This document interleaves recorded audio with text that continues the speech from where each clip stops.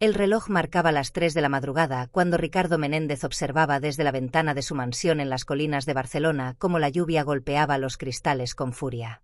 Había algo en ese sonido repetitivo que lo mantenía despierto, algo que resonaba con el caos silencioso de su propia vida. Pensaba en su hija, Isabella, una niña de 7 años que vivía en un mundo sin palabras, un mundo donde los gritos eran mudos y las lágrimas no tenían voz. 4 días antes, la última cuidadora había abandonado la casa con marcas de arañazos en sus brazos y lágrimas en los ojos. Ricardo recordaba perfectamente esa conversación en el salón principal, bajo las arañas de cristal veneciano que su difunta esposa había elegido con tanto cuidado. La mujer, con más de 15 años de experiencia trabajando con niños, temblaba mientras intentaba explicar lo inexplicable.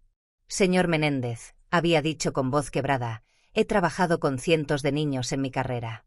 Niños con autismo severo, con parálisis cerebral, con síndromes raros que ni siquiera tienen nombre. Pero nunca había visto a una niña tan perdida. Isabella no es mala, necesito que entienda eso.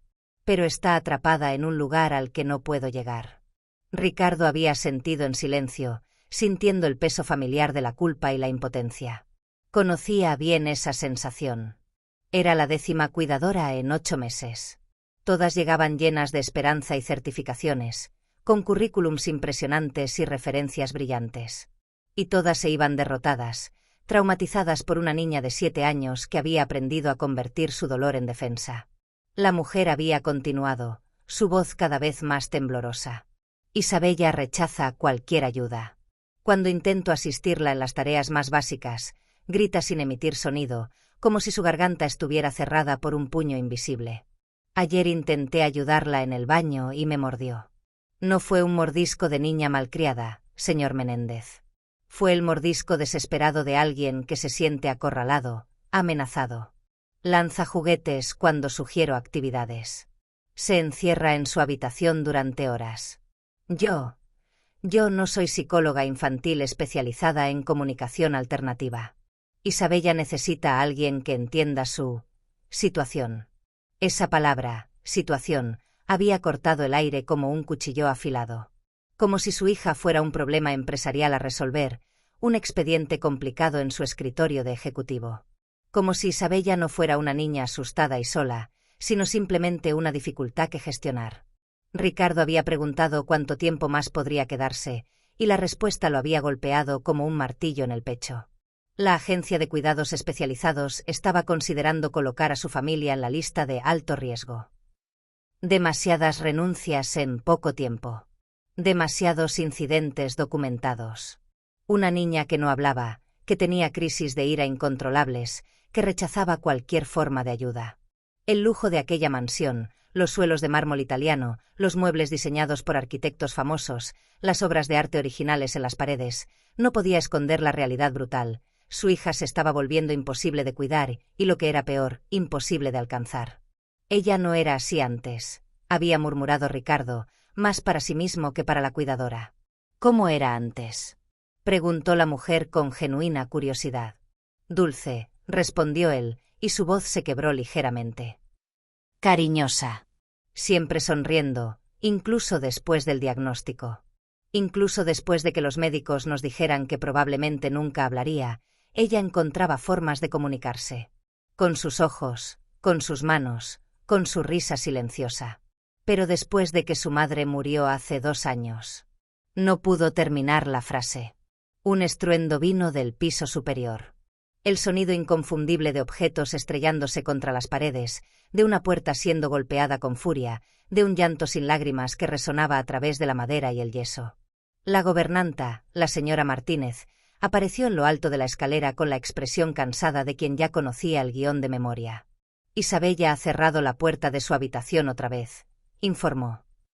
Está lanzando juguetes. Ricardo subió las escaleras con pasos pesados, sintiendo cada uno de sus 42 años como si fueran 80. Se detuvo frente a la puerta del dormitorio de Isabella, una puerta blanca con calcomanías de princesas que ella misma había pegado cuando tenía 5 años, antes de que el mundo se volviera un lugar confuso y aterrador.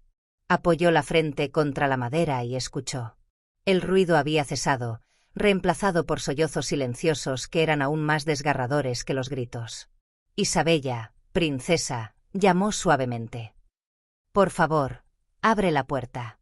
Papá está aquí. No estoy enojado. Solo quiero asegurarme de que estés bien. Del otro lado vino el silencio. Luego, el sonido de papel siendo arrastrado. Una nota se deslizó por debajo de la puerta. Ricardo se agachó con dificultad. Había descuidado su salud desde la muerte de su esposa y recogió el papel con manos temblorosas. La letra infantil de Isabella, cuidadosa y precisa a pesar de su corta edad, decía simplemente: «Vete. Todos se van de todas formas». Ricardo sintió que su corazón se partía por la mitad. A los 7 años, su hija no hablaba, pero ya había aprendido a escribir sobre el abandono. Ya había internalizado que las personas en su vida eran temporales, que todos eventualmente se cansaban de ella y se marchaban. Bajó las escaleras lentamente, con la nota arrugada en su puño.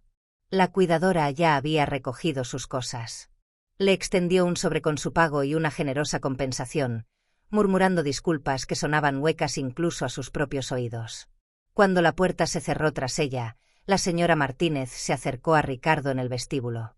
La mujer mayor había estado con la familia durante 15 años, desde antes del nacimiento de Isabella. Había visto los mejores días y los peores. «Señor Menéndez», dijo suavemente, «hay una joven esperando en la entrada de servicio. Pregunta por trabajo de cuidadora. Dice que tiene experiencia con niños con necesidades especiales». Ricardo sintió una oleada de cansancio. No tenía energía para otra entrevista, para otra esperanza que inevitablemente se desvanecería. «¿Tiene referencias? ¿Certificaciones?» «No lo sé, señor. Pero hay algo diferente en ella. No tiene esa mirada nerviosa que tenían las demás. Es como si no tuviera miedo». Por alguna razón que no podía explicar, Ricardo asintió. «Que pase». La joven que entró al salón principal no era lo que él esperaba. Tendría unos 25 años, cabello castaño recogido en una cola de caballo simple, ropa modesta pero limpia. Pero lo que más llamaba la atención eran sus ojos, calmados, directos, sin el nerviosismo que casi todas las candidatas anteriores habían mostrado. Atravesó el salón como si ya conociera el lugar, sin intimidarse por el lujo que la rodeaba. Su mirada se detuvo brevemente en los juguetes rotos que aún estaban esparcidos por un rincón, evidencia de crisis pasadas, pero no mostró sorpresa ni disgusto. «Buenos días», dijo con voz clara. «Me llamo Carmen Torres. Vengo por el puesto de cuidadora». Ricardo gesticuló hacia un sofá y ambos se sentaron. Él fue directo al grano. «Señorita Torres, debo ser honesto con usted desde el principio. Mi hija Isabella tiene 7 años. Tiene algunas limitaciones en su desarrollo. No habla. Tiene crisis frecuentes de ira. La última cuidadora se fue con marcas de mordidas en el brazo. En los últimos 8 meses, hemos tenido 10 cuidadoras diferentes. Ninguna ha durado más de un mes». Esperaba ver a Carmen retroceder, hacer una excusa educada y marcharse. En cambio, la joven se inclinó hacia adelante ligeramente, con expresión pensativa. Cuando Isabella mordió, preguntó, ¿fue por rabia o por miedo? La pregunta lo tomó por sorpresa. «Disculpe». «Las niñas no muerden por maldad, señor Menéndez. Muerden cuando se sienten amenazadas, incomprendidas o frustradas. Especialmente cuando no pueden expresar con palabras lo que sienten». ¿La cuidadora estaba intentando obligarla a hacer algo? ¿Invadiendo su espacio personal sin permiso? Ricardo parpadeó. Nunca había pensado en ello de esa manera. Supongo que sí. Estaba intentando ayudarla en el baño». Carmen asintió como si eso lo explicara todo. Isabella está comunicando la única forma que sabe. Está diciendo, no me siento segura. No me siento respetada. No me sientes como persona. Y cuando nadie escucha, escala su comunicación. De protestar silenciosamente a lanzar objetos, a morder. Es una escalada predecible cuando una niña siente que no tiene control sobre su propia vida. Ricardo sintió algo moverse en su pecho. Una mezcla de vergüenza, alivio y esperanza. ¿Quiere conocer a Isabella? Me encantaría, respondió Carmen. Aunque tengo que advertirle, no voy a intentar arreglarla o normalizarla. Voy a intentar conocerla. A veces, escuchar vale más que hablar. Subieron juntos al segundo piso. Ricardo se detuvo frente a la puerta cerrada de Isabella. Isabella, cariño, llamó. Hay alguien que le gustaría conocerte. Se llama Carmen. No tienes que abrir la puerta si no quieres. Silencio del otro lado. Luego, otra nota deslizándose por debajo de la puerta. Que se vaya. Carmen se arrodilló junto a la puerta, acercando su rostro a la rendija. Hola, Isabella, dijo con voz suave pero clara. Me llamo Carmen. Tu papá me dice que dibujas muy bien. Me encantaría ver tus dibujos algún día, si quieres mostrarlos. Pero solo si quieres. No voy a obligarte a nada. Hubo una larga pausa. Luego, otra nota. Tú también te vas a ir. No lo sé, respondió Carmen con honestidad. Eso depende de si tú quieres que me quede. No me voy a quedar si tú no me quieres aquí. Esta es tu casa, Isabella. Tú decides quién entra en tu espacio. Otra pausa. Esta vez, la nota que apareció tenía un dibujo, un rostro llorando con un globo de diálogo vacío arriba. Carmen estudió el dibujo con atención. Entiendo, dijo finalmente. Tienes cosas que decir, pero nadie ha aprendido a escucharte correctamente. No de la forma que necesitas ser escuchada. El clic suave de la cerradura resonó en el pasillo. La puerta se abrió una rendija, y un ojo azul brillante apareció en la oscuridad. No voy a obligarte a hablar, continuó Carmen. No voy a obligarte a hacer nada que no quieras. Solo quiero conocerte. Descubrir qué te gusta, qué no te gusta, cómo podemos ser amigas. La puerta se abrió un poco más. Isabella estaba de pie allí, con sus ojos rojos e hinchados de tanto llorar, el cabello rubio enredado, vistiendo un pijama con estampado de estrellas. Señaló hacia un cuaderno sobre su escritorio. Carmen esperó. Isabella fue hasta el escritorio, escribió algo lentamente con cuidado, y luego mostró el cuaderno a Carmen. Una sola palabra. Dibujos. Dibujos, repitió Carmen con una sonrisa. Me encantaría ver tus dibujos, Isabella. ¿Puedo pasar? Isabella consideró esto por un largo momento. Luego asintió una vez, breve y cautelosa. Carmen entró en la habitación, y Ricardo observó desde el umbral, casi sin atreverse a respirar.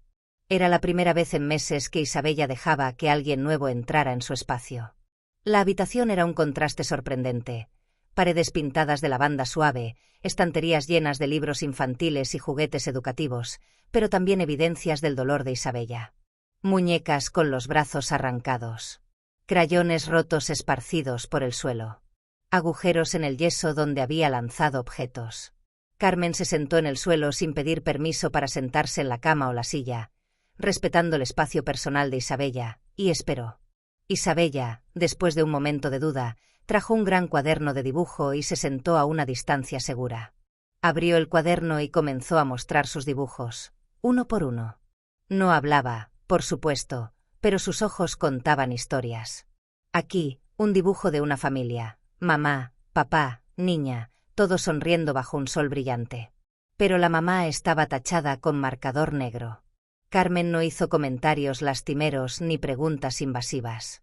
Simplemente dijo: tu mamá era hermosa. Puedo verlo en la forma en que la dibujaste. Isabella asintió, sus ojos llenándose de lágrimas. El siguiente dibujo mostraba a una niña sola en una habitación grande, con múltiples personas de pie en la puerta, todas dándole la espalda y alejándose.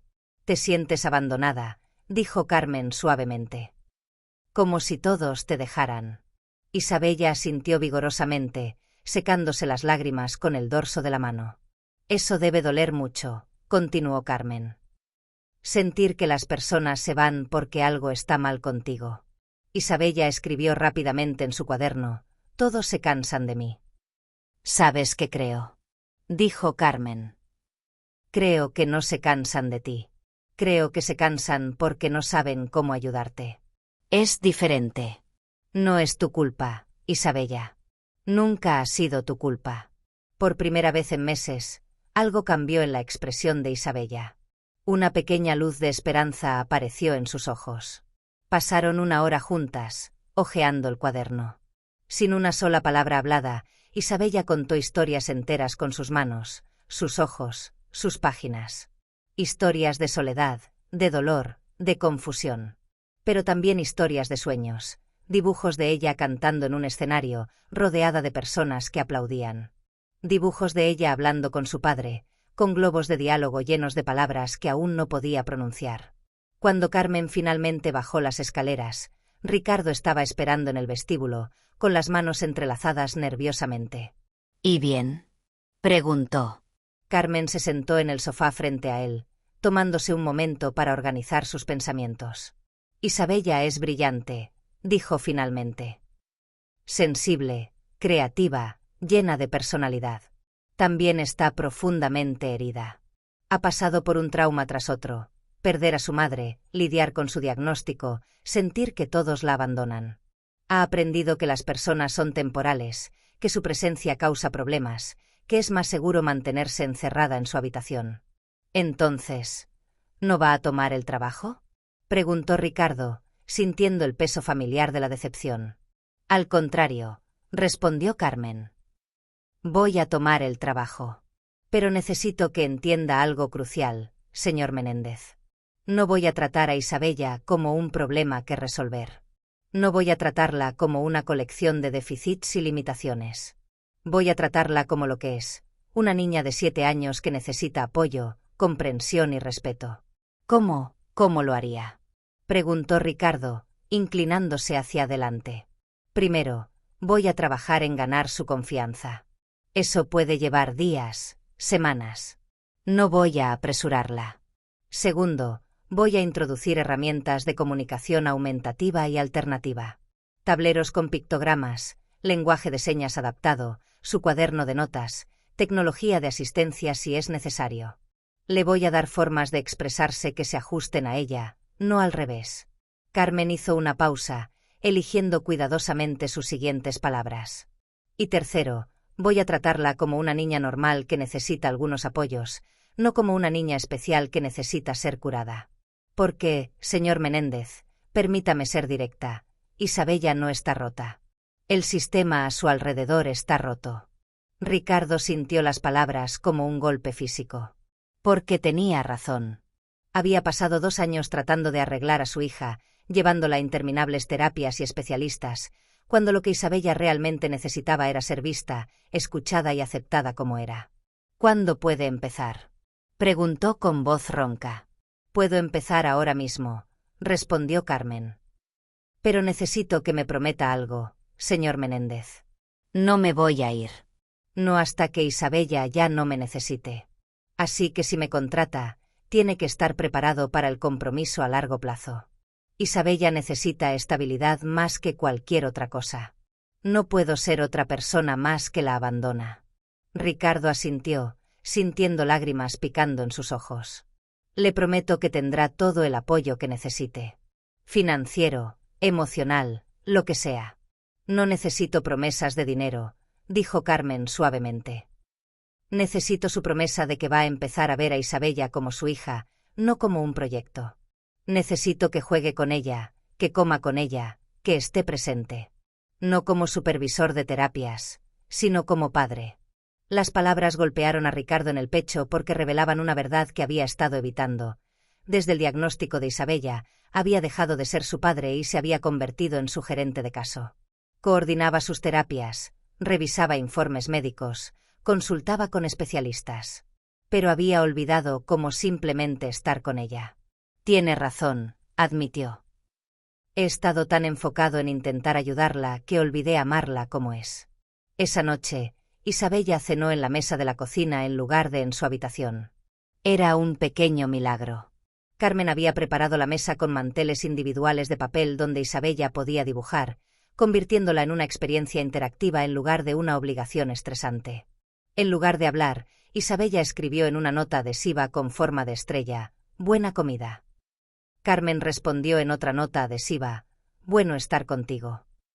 Isabella sonrió, una sonrisa pequeña pero genuina, y dibujó en un papel arrugado una mujer de cabello castaño con la palabra amiga escrita en letras torcidas. Ricardo observó desde la puerta de la cocina, sintiendo algo que no había sentido en 2 años. Esperanza.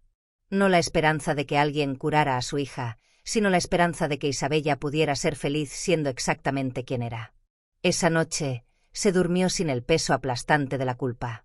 No porque alguien hubiera arreglado a su hija, sino porque alguien le había recordado que Isabella no necesitaba ser arreglada. Necesitaba ser amada y aceptada como era. Los días siguientes trajeron cambios sutiles pero significativos. Carmen llegaba temprano cada mañana, siempre con algo especial: panqueques en forma de estrella, actividades artísticas adaptadas, juegos que respetaban las necesidades sensoriales de Isabella. Una mañana, Ricardo bajó a las 5:30 y encontró a Carmen ya en la cocina, preparando el desayuno mientras tarareaba suavemente una melodía que no reconocía. ¿Siempre llega tan temprano?, preguntó. Carmen sonrió sin dejar de voltear panqueques. Quiero que Isabella empiece el día con algo bueno. Los primeros momentos después de despertar marcan el tono para todo el día. ¿Qué hace después de que Isabella se despierta? Hablo con ella, respondió Carmen. No a ella, sino con ella. Usando el lenguaje que ella ya tiene, miradas, gestos, notas, dibujos. Me cuenta sobre sus sueños, sus preocupaciones, sus esperanzas. ¿Qué? ¿Qué le preocupa?, preguntó Ricardo, sintiendo vergüenza de no saber la respuesta él mismo. Carmen se volvió hacia él, su expresión seria. Isabella se siente culpable por decepcionar a las personas. Tiene miedo de provocar ira. A veces finge estar dormida cuando escucha a alguien llorar en la casa, porque piensa que es su culpa. Las palabras golpearon a Ricardo como un puñetazo. Pensó en todas las noches que había llorado en su habitación después de que Isabella se durmiera, todas las conversaciones tensas con cuidadoras que ella probablemente había escuchado. Las niñas escuchan más de lo que imaginamos, continuó Carmen suavemente. Isabella carga no solo su propio dolor. También carga el suyo, señor Menéndez. Cada vez que usted se siente culpable, frustrado o desesperado, ella lo absorbe. Piensa que es su responsabilidad arreglar su tristeza. Ricardo se hundió en una silla, sintiendo el peso de esta revelación. No tenía idea. Ahora lo sabe, dijo Carmen. Y puede empezar a cambiar las cosas. Pasos suaves bajaron las escaleras. Isabella apareció, agarrándose al pasamano, vestida con su pijama de estrellas. Sus ojos brillaron al ver los panqueques con forma de estrella. Ricardo se levantó instintivamente para ayudarla, pero Carmen le hizo un gesto sutil de que se detuviera. Isabella tomó su cuaderno y escribió: «Yo puedo sola». Había una firmeza nueva en ese trazo, menos rabia y más determinación. Carmen preguntó si había dormido bien, e Isabella dibujó un pequeño personaje abrazando la palabra amiga. Durante el desayuno, Isabella escribió otra nota: «Puedes enseñarme a hacer panqueques mañana». Luego agregó, con trazo más vacilante: «Yo no hablando». Carmen respondió con naturalidad. Hay muchas formas de cocinar y de comunicarse. Todo puede ser adaptado. Podemos usar señas, dibujos, notas. Lo haremos juntas.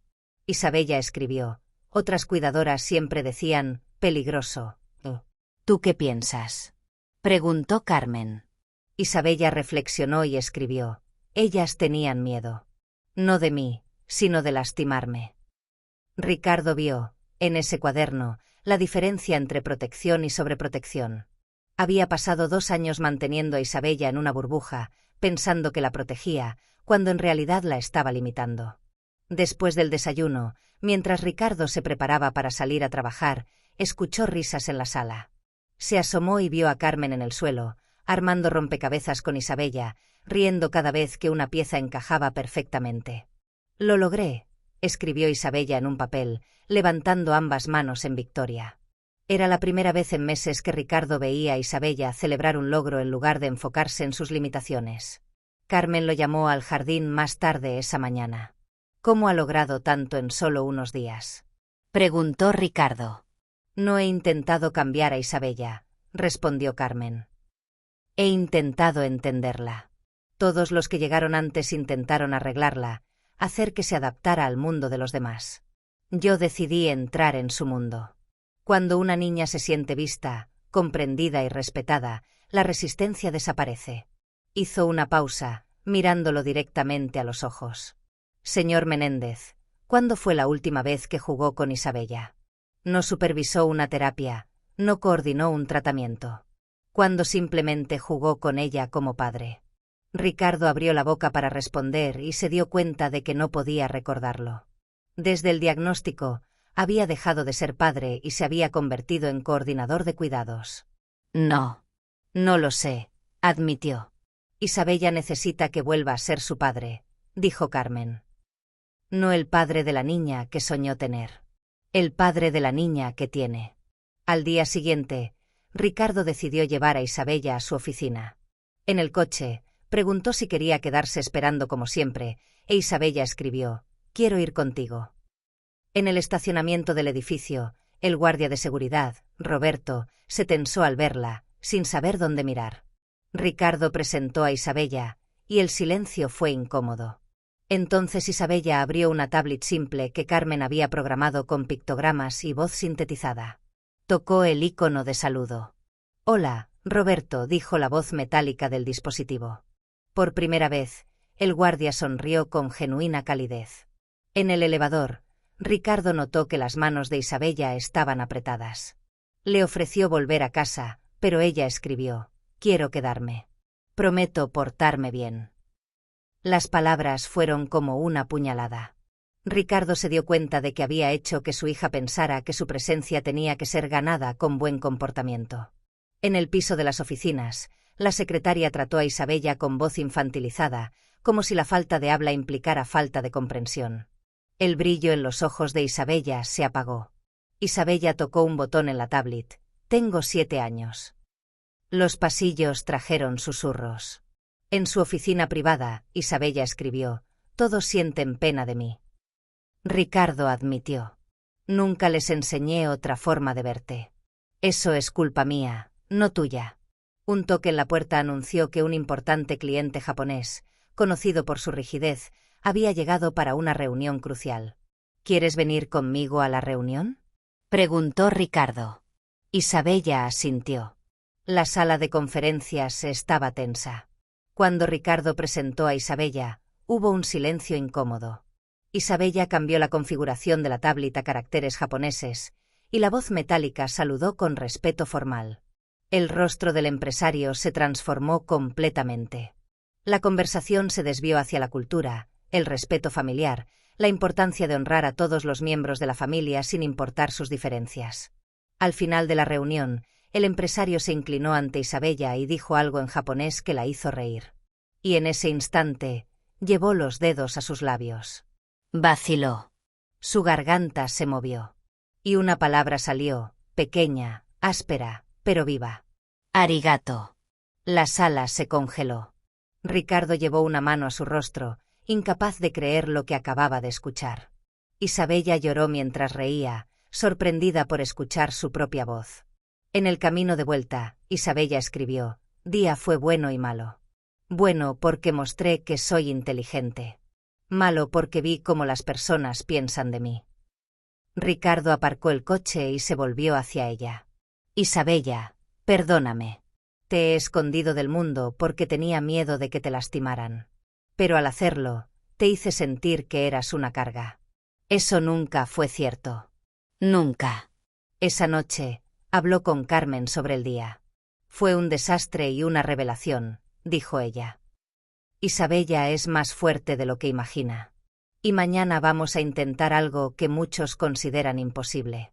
¿Qué?, preguntó Ricardo, nervioso. «Vamos a trabajar en su voz. No porque necesite hablar para ser valiosa, sino porque ella quiere intentarlo. Y merece la oportunidad de intentar». A la mañana siguiente, un grito sin sonido explotó en la habitación de Isabella. Ricardo subió corriendo las escaleras y encontró a Isabella en el suelo, rodeada de almohadas y tarjetas de ejercicios de respiración que Carmen había colocado estratégicamente.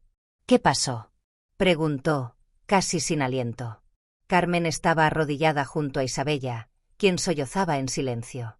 Se lastimó intentando emitir sonido, explicó Carmen con calma. Estaba practicando los ejercicios de respiración y fonación que le mostré ayer. Se esforzó demasiado.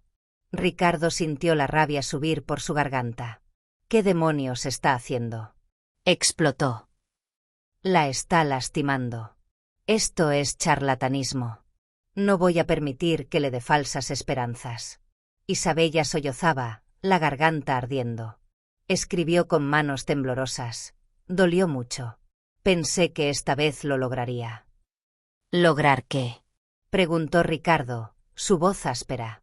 Isabella escribió, decir una palabra completa. Como en la oficina. ¿Por qué están insistiendo en algo imposible? Rugió Ricardo. 12 médicos nos dijeron que probablemente nunca hablaría. 12 especialistas. Carmen. ¿Quién demonios se cree que es para contradecir a todos ellos? Carmen mantuvo la calma, su voz firme pero comprensiva. Señor Menéndez, los médicos dijeron probablemente. No dijeron definitivamente. Y más importante aún, nadie le preguntó a Isabella si quería intentarlo. Estamos fortaleciendo lo que ya funciona y abriendo caminos para la voz. Puede que funcione, puede que no. Pero ella merece la oportunidad. Usted no sintió nada. Gritó Ricardo. Es mi hija quien está sufriendo. Carmen se puso de pie, mirándolo directamente. Tiene razón. No es mi dolor. Pero tampoco es el suyo, señor Menéndez. Es el de Isabella. Y ella está aquí, intentando decirle algo. ¿La va a escuchar o va a seguir proyectando sus propios miedos sobre ella? Ricardo vio a Isabella encenderse al darse cuenta de que su propio padre no creía en ella. Con manos furiosas, escribió, ¿por qué nunca me dejas intentar? ¿Tienes vergüenza de mí? No, respondió Ricardo inmediatamente. Nunca. Isabella, yo. Entonces, ¿por qué nunca me dejas intentar? Escribió ella con trazos más profundos, casi rasgando el papel. La pregunta atravesó el aire como una flecha. Ricardo se sentó en el suelo, de repente sin fuerzas. Tengo miedo, admitió finalmente, su voz quebrándose. Tengo miedo de que te lastimes. Tengo miedo de que sufras aún más si descubres que no puedes hacerlo. No soportaría verte perder otra cosa más, Isabella. Ya perdiste tanto. ¿Y si lo logro? Escribió ella. ¿Y si desperdiciaste años impidiéndome intentar? El silencio fue ensordecedor. Carmen habló suavemente. Isabella, ¿quieres mostrar a tu papá lo que has logrado hasta ahora? Isabella limpió su rostro, respiró hondo, y asintió. Pidió que ambos se sentaran al otro lado de la habitación, sin tocarla, sin presionarla. Necesitaba hacer esto sola. Cerró los ojos, inspiró profundamente como había aprendido, posicionó la lengua contra el paladar, juntó los labios. Hubo un temblor en su garganta. El aire vibró. Y un sonido salió. Fueron 3 segundos de sonido continuo, ronco e imperfecto, pero real. Abrió los ojos y miró a su padre con triunfo puro en su expresión. Lo logré, dijo con la voz de Carmen, señalando la tablet, pero sus ojos decían mucho más. Yo puedo hacer cosas difíciles. Yo puedo sorprenderte. Después, la voz cedió y el silencio regresó. Pero el mundo había cambiado. Ricardo quedó paralizado, lágrimas corriendo por su rostro. Isabella, yo, lo siento tanto. Perdóname por no creer en ti. Ella escribió, ¿crees ahora? Sí, respondió él, acercándose y arrodillándose frente a ella. Estaré aquí para cada intento, cada tropiezo, cada victoria. Incluso si la voz nunca llega completa, estaré aquí. Te lo prometo. Isabella escribió, puede doler. Puede tardar. Pero voy a hablar. Esa noche, Ricardo durmió creyendo en pequeños milagros que se construyen con práctica y amor. Y en el piso superior, una niña soñaba con sus próximas cumbres. Los siguientes 3 meses fueron un infierno de entrenamiento disciplinado. Todos los días, sin excepción, ejercicios de soplo con pajillas, gárgaras, ritmos con palmas, espejos para observar la posición de la lengua, sílabas obstinadas que se resistían a salir. Isabella escribió más de una vez, estoy cansada. Y luego rompía la nota para escribir. Pero lo voy a lograr. Ricardo observaba desde la puerta, los puños cerrados, viendo a su hija desplomarse de agotamiento después de intentar emitir sonidos. 3 meses de gargantas raspadas, de esperanzas que terminaban cada día en el suelo, de dolor que a veces parecía mayor que cualquier recompensa. Un día, Carmen sugirió descansar. Isabella, llevas 3 horas practicando. Tu garganta necesita recuperarse. Isabella escribió furiosamente, una vez más. Cariño, intervino Ricardo, tal vez deberíamos enfocarnos en otras habilidades. Los médicos dijeron que tal vez esa primera palabra fue un espasmo, algo aleatorio. Isabella escribió con trazos tan fuertes que casi rompió el papel. Prefiero lastimarme intentando que morir sin intentar. Carmen y Ricardo intercambiaron miradas. ¿Por qué es tan importante para ti?, preguntó Ricardo suavemente. Eres perfecta como eres, Isabella. No necesitas hablar para que te ame.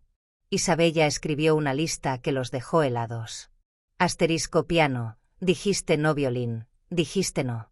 Natación, dijiste no ballet, dijiste no campamento, dijiste no. Siempre dices no, para protegerme. Pero tu amor se volvió mi prisión. Asterisco. Ricardo sintió como si le hubieran dado un puñetazo en el estómago. Había estado tan ocupado protegiéndola de posibles decepciones que le había robado la oportunidad de vivir.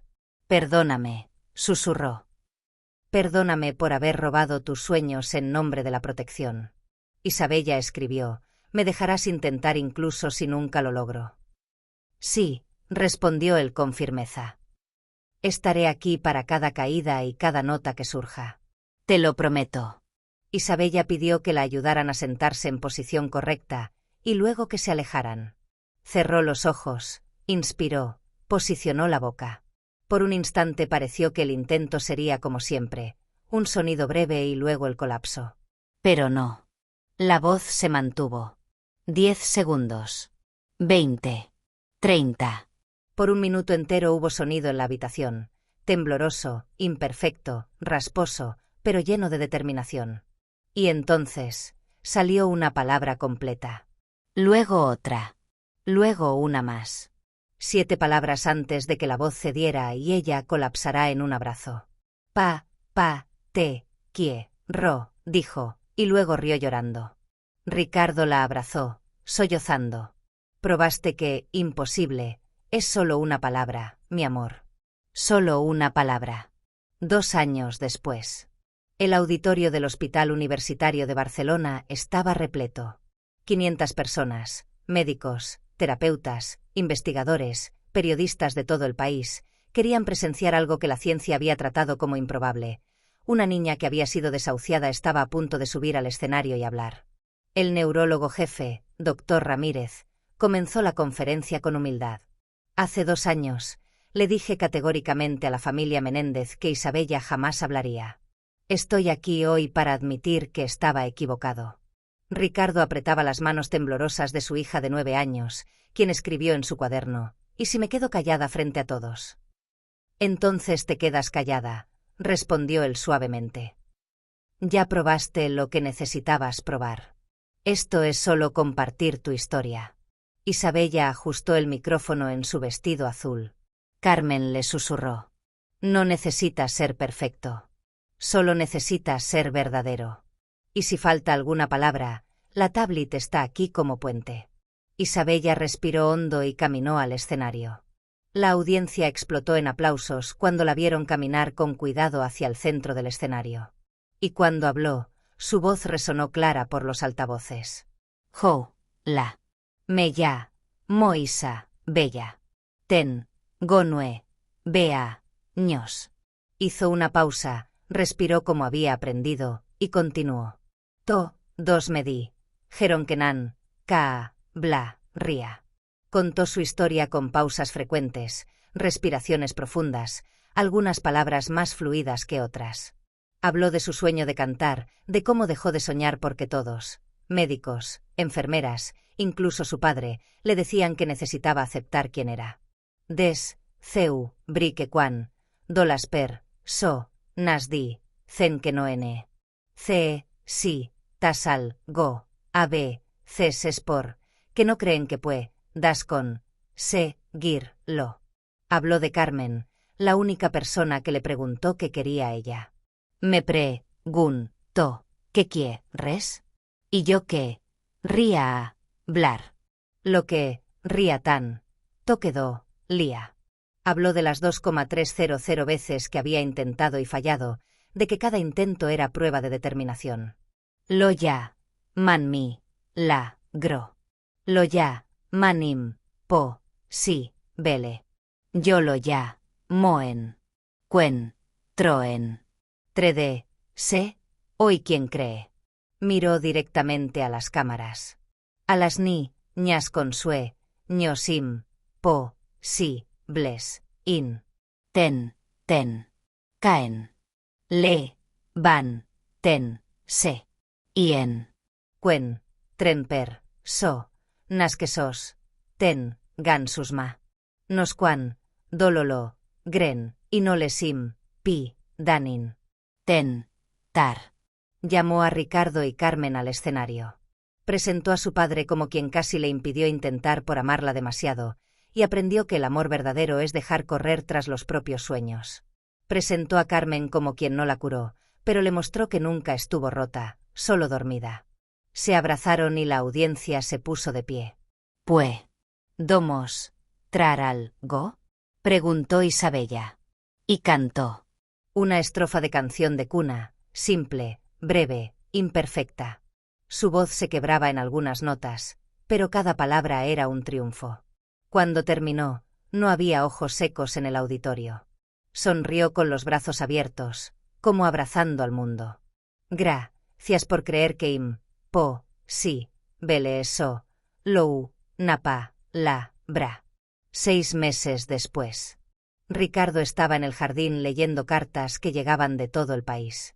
Niños con sus propios diagnósticos imposibles escribían contando que habían visto la presentación de Isabella y habían decidido intentar sus propios sueños. Una niña de 10 años escribió: «Los médicos dicen que nunca caminaré. Pero después de ver a Isabella, decidí intentarlo. Ayer di 3 pasos». Ricardo dobló la carta con cuidado, sintiendo el peso y la bendición de que la historia de su hija estuviera dando esperanza a otros. Carmen se acercó y se sentó a su lado. «Gracias», dijo Ricardo, «por enseñarme que el trabajo de un padre no es proteger a su hija de los sueños difíciles, sino ayudarla a conquistarlos». No tenía certeza de que Isabella hablaría algún día, confesó Carmen. Pero sabía que merecía la oportunidad de intentarlo. Y si no lo lograba, habría vivido sabiendo que lo intentó con todo su ser. Del jardín vino la risa de Isabella jugando con otras niñas del vecindario. De vez en cuando llamaba a alguien por su nombre y celebraba cada palabra como fuego artificial. Esa noche, Ricardo la arropó en la cama y preguntó: «¿Te arrepientes de algo, princesa?» Isabella pensó y respondió con voz clara: lo de a, bertar, da, dotan, toenem, zarain, ten, tar». Ricardo besó su frente y apagó la luz. Afuera, el mundo seguía lleno de gente diciendo que cosas eran imposibles. Pero dentro de aquella casa, una familia había aprendido que imposible es solo un punto de partida para quien tiene sueños lo suficientemente grandes como para cambiar el mundo. Porque los sueños se vuelven realidad no porque sean fáciles, sino porque encuentran corazones lo suficientemente valientes para creer que vale la pena intentar de nuevo, y de nuevo, y de nuevo. Fin.